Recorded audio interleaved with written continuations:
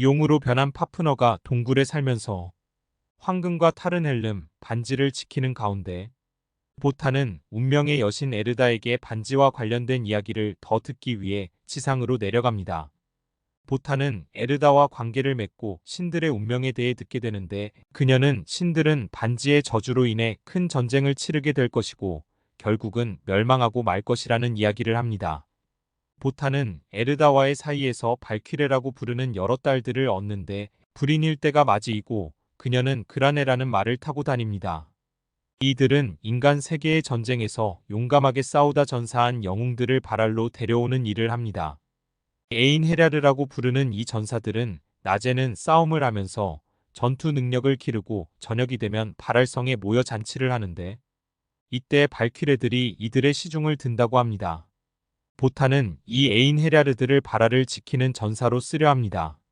알베리히가 반지를 되찾기 위해 인간의 여인과 관계를 맺고 아들을 얻었다는 소식을 들은 보타는 자신도 반지를 차지하고 싶지만 이미 파프너와 계약을 맺고 반지를 넘겨준 처지이므로 자기를 대신해서 반지를 찾아줄 자유의지를 가진 인간을 만들기 위해 인간의 여인과 관계를 맺고 쌍둥이 남매 지크문트와 지클린데를 얻습니다.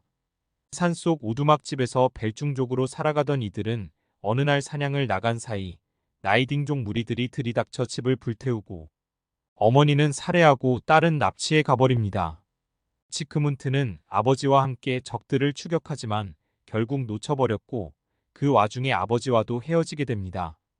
그 후 혼자 성장하던 지크문트가 하루는 강제로 신부로 팔려가려는 처녀를 구해주는 과정에서 싸움에 휘말리게 되고 결국 무기를 잃고 도망다니던 중 숲속의 집을 하나 발견하고는 이 집으로 피신하게 되는데 니벨룽의 반지 제1야인 발퀴레는 이 시점에서 시작됩니다. 막이 오르면 상처입고 지친 지크문트가 집 안으로 들어옵니다. 지쳐 쓰러진 지크문트를 발견한 지클린데는 목말라 하는 그에게 물을 주고 벌꿀술까지 주면서 원기를 회복하게 도와줍니다. 그런 과정에서 두 사람은 강렬한 이끌림을 받게 되는데 그때 갑자기 뿔라팔 소리가 울리면서 나이딩족의 일원인 지클린데의 남편 훈딩이 돌아옵니다. 훈딩은 낯선 자가 자기 집에 들어와 있는 것을 보고 경계의 눈빛을 보내지만 다친 사람을 도와주었다는 지클린데의 말에 그가 머무를 수 있도록 허락하고 음식도 대접합니다. 그러나 지크문트가 이 집에 오게 된 사연을 듣던 훈딩은 지크문트와 싸움을 벌인 사람들이 자신의 일족이며 자기도 지금 지크문트를 쫓다가 돌아오는 길이라고 하면서 오늘 저녁은 쉬게 해주겠지만 내일 아침이 되면 자신과 결투를 해야 할 것이라고 하면서 자러 가버립니다. 부상을 입은 데다가 무기마저 잃어버려 난감한 지경이 된 지크문트가 걱정하고 있는데 지클린데가 나타납니다. 남편에게 수면제를 탄 술을 먹이고 지크문트에게 온 지클린데는 물풀의 나무에 박혀있는 칼을 보여주며 저 칼만 뽑을 수 있다면 결투에서 이길 수 있는 무기를 얻을 것이라고 합니다.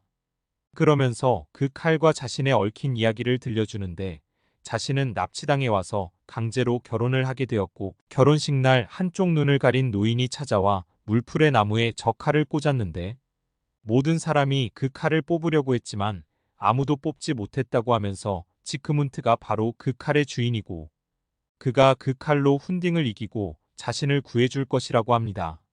이런 과정에서 두 사람은 서로의 마음을 확인합니다. 그리고 그런 와중에 두 사람이 어릴 적 헤어진 쌍둥이온 우이란 사실을 알게 되지만 두 사람의 사랑은 더욱 불타오릅니다. 드디어 지크문트는 물풀의 나무에 박힌 칼을 뽑아냅니다. 지크문트는 그 칼에 노퉁이라는 이름을 붙여줍니다. 그리고 두 사람은 훈딩의 집을 떠나 사랑의 도피를 합니다. 장면이 바뀌면 보탄이 발퀴레 중 맞이인 브린힐데를 만나 그녀를 격려하고 있는데 그의 아내인 프리카가 나타납니다. 프리카는 결혼의 수호신으로서 아내를 잃은 훈딩의 호소를 듣고 지크문트를 벌하겠다고 합니다.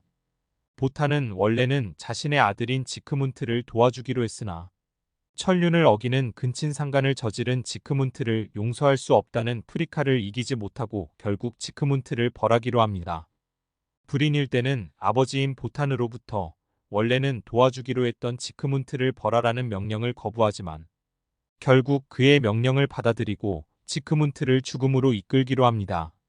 불인일대는 지크문트에게 가서 그를 발알로 이끌 것이라고 하자 지크문트는 지클린데를 두고 혼자 갈 수는 없다고 하면서 정 자신이 죽어야 한다면 지클린데와 함께 죽을 것이라고 합니다.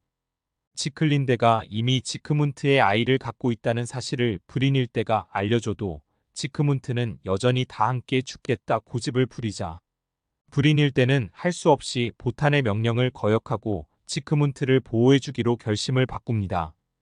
드디어 훈딩이 나타나고 두 사람은 싸움을 벌이는데 불인일대의 도움을 받는 지크문트가 유리한 상황이었으나 이때 보탄이 나타나 지크문트의 칼을 부러뜨리고 이 틈을 타 훈딩이 지크문트를 찌릅니다. 지크문트는 쓰러지고 친자식을 죽음으로 이끈 보탄은 의기양양해하는 훈딩도 죽여버립니다. 이 와중에 불인일대는 재빨리 노퉁을 챙긴 뒤 지클린데와 함께 도망갑니다. 자신의 명을 어긴 불인일대에게 크게 화가 난 보탄은 그녀를 쫓아옵니다. 불인일대는 파프너가 있어 보탄이 가기 싫어하는 동쪽 숲으로 지클린데를 피신시키지만 자신은 보탄의 처벌을 피할 수 없습니다.